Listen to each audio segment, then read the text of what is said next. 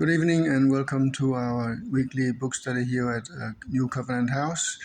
This is actually a re-recording of last night's session because of persistent technical issues. The book we're reading is, as you may know, Christian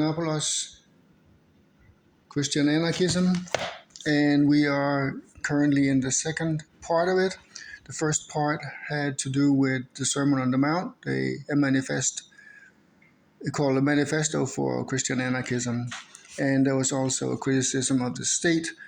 And here in section 2, we are dealing with questions of how to respond to this violent, deceptive, and exploitative state.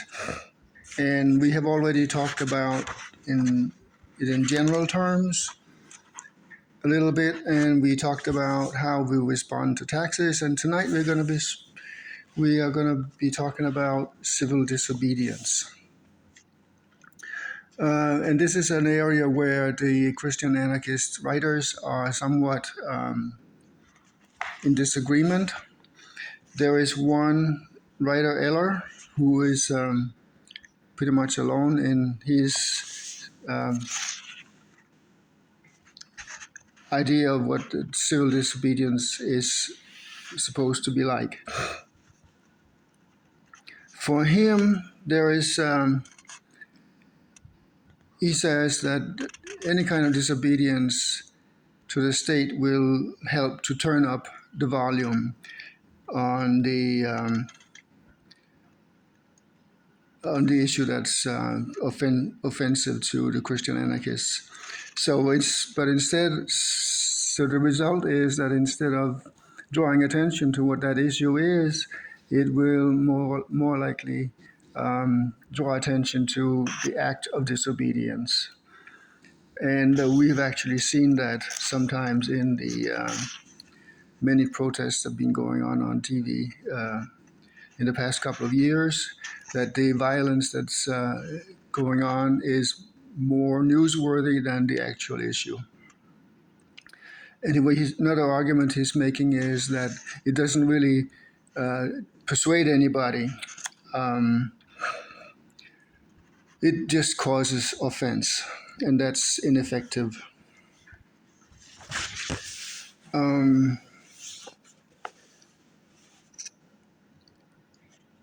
So his couldn't really say opponents, but Christian anarchists with different views sometimes say that his view is a cop-out, it accepts and condones the state. And we're also seeing that sometimes people will try to shame people who are not protesting into saying that they are actually accepting the situation that's the way it is. But the truth is that the state does things that will be in opposition to God, and some kind of response from us is required, or at least anticipated. And when you do that, you will inevitably disobey the state's rules. And when we do that, then we are supposed to endure whatever punishment the state will exercise on us. So with that in mind, these writers say that it is not about the disobedience, it's about obedience to God instead. So if you turn it around that way, then they're justified in whatever reaction they do to the state's oppression. There is so that's the main thing is about following God's commandments, and there's also the issue of love.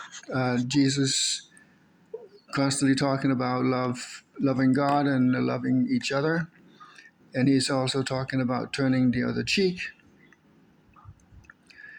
Turning the other cheek in a sort of way is he is not really just turning away from the situation, but it's also making a statement about that this is unacceptable.